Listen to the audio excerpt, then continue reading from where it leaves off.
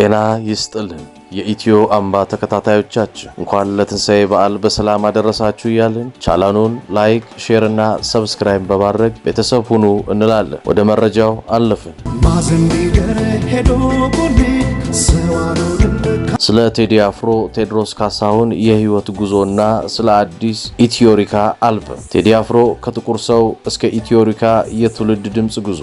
የቴዎድሮስ ካሳሁን ቴዲ አፍሮ የጥበብ ታሪክ የሚጀምረው ከቤቱ ነው። መጋቢት 14 ቀን 1968 ዓመተ ምህረት በአዲስ አበባ ቀበና አካባቢ ተወለደ። ለጥበብ ያለው ፍቅር በዘር የተወረሰ ነው ማለት ይቻላል። አባቱ ካሳሁን ገርማሞ ታዋቂ ጋዜጠኛና የጥበብ ሰው ሲሆኑ እናቱ ጥላይ አራጌ ደግሞ በዳንስና በቲያትር ስራዎች የሚታወቁ ነበሩ። ቴዲ ገና በልጅነቱ በቤት ውስጥ በሚሰሙ የድሮ ሙዚቃዎችና በአባቱ ስነ ጽሑፋዊ ተጽዕኖ እየታሸ ነው ያደገው። ይህ የቤተሰብ ድጋፍና የጥበብ ድባብ ለወደፊት የሙዚቃ ንጉስ መሆኑ ላይ መሰረትን ጥሏል። ቴዲ ሙዚቃን በይፋ የጀመረው በ1990ዎቹ አጋማሽ አካባቢ ነው። መጀመሪያ ላይ በተለያዩ የምሽት ክለቦች ውስጥ በመጫወት ድምጹን ማሰማት ጀመረ። ሆኖም መላው የኢትዮጵያ ሕዝብ እንዲያውቀው ያደረገው በ1993 ዓመተ ምህረት የወጣው የመጀመሪያው አልበም አቦጊዳ ነው።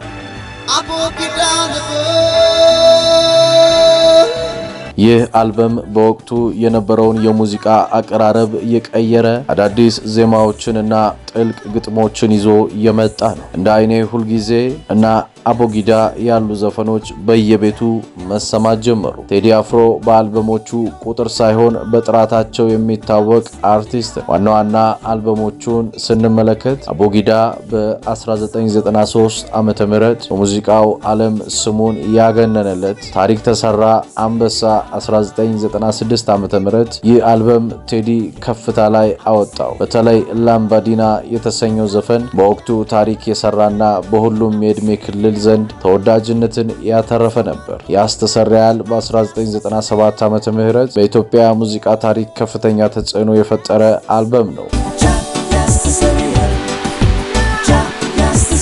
ወቅቱ ምርጫ 97 የነበረበት በመሆኑ አልበሙ ከሙዚቃነቱ ባለፈ ማህበራዊና ፖለቲካዊ አንድነትን የሚሰብክ መልእክት ነበረው። ጥቁር ሰው በ2004 ዓመተ ምህረት ስለ አድዋ ጦርነትና ስለ አጼ ምኒልክ የጀግንነት ታሪክ የሚዘክረው ይህ አልበም ቴዲን እንደ ታሪክ ተራኪና ብሔራዊ ኩራት አድርጎ ቀረጸው። ኢትዮጵያ 2009 ዓመተ ምህረት በቢልቦርድ ወርልድ አልበም ቻርት ላይ አንደኛ ደረጃ በመያዝ የኢትዮጵያን ሙዚቃ ለዓለም ያስተዋወቀ ድንቅ ስራ ነው። ቴዲ አፍሮ ለወጣቱ ትውልድ የፋሽን የንግግርና የሐሳብ መሪ ሆኗል። የእሱ ተጽዕኖ ከሙዚቃ አልፎ በወጣቱ አለባበስና የአስተሳሰብ ዘይቤ ላይ ይታያል። ቴዲ የኮንሰርት አዘጋጅነት ባህል የቀየረ ነው። በሺዎች የሚቆጠሩ ሰዎች በአንድ ስቴዲየም ሰብስቦ ለሰዓታት ያለ እረፍት በማዝናናትና በማስተማር የሚታወቅ ሲሆን ኮንሰርቶቹ ሁልጊዜም የፍቅር ጉዞ በሚል ስያሜ ይታወቃሉ። ቴዲ አፍሮ የፍቅር ጦርነት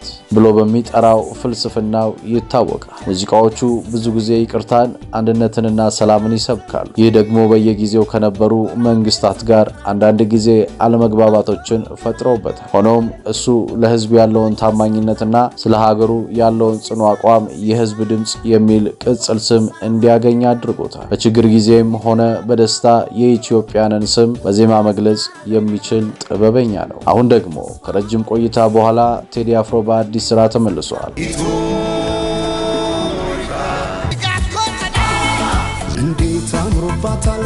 ኢትዮሪካ የተሰኘው አዲሱ አልበም በጉጉት ሲጠበቅ ቆይቷል። የመለቀቂያ ቀን በዚህ ሳምንት ሐሙስ ሚያዝያ 8 ቀን 2018 ዓ.ም ሰዓት በኢትዮጵያ ሰዓት አቆጣጠር 8 ሰዓት። የይዘት መጠን አልበሙ በአጠቃላይ 18 ሙዚቃዎችን የያዘ ሲሆን በውስጡ የተለያዩ የዜማ ስልቶችንና ጥልቅ መልእክቶችን ይዞ እንደሚመጣ ይጠበቃል። ኢትዮሪካ የሚለው ስም ራሱ ጥልቅ ትርጉም እንዳለው ይገመታል። ቴዲ ለ9 ዓመታት የፈጀውን ዝግጅት ሙዚቃዎቹ ምን ያህል ጥራትና ጥልቅ እንዳላቸው ማሳያ ነው። ይህ አልበም የቴዲን የሙዚቃ ጉዞ ወደ አዲስ ከፍታ እንደሚያሻግረውና ለኢትዮጵያ ሙዚቃ አዲስ ሕይወት እንደሚሰጥ ይታመናል። ቴዎድሮስ ካሳሁን ከቀበና ተነስቶ የኢትዮጵያ ሙዚቃ ምልክት እስከ መሆን እየደረሰ በጠንካራ ስራው በቤተሰባዊ መሰረቱና ለሀገር ባለው ጥልቅ ፍቅር ሐሙስ 8 ሰዓት የሚለቀቀው ኢቶሪካ አልበም ይህን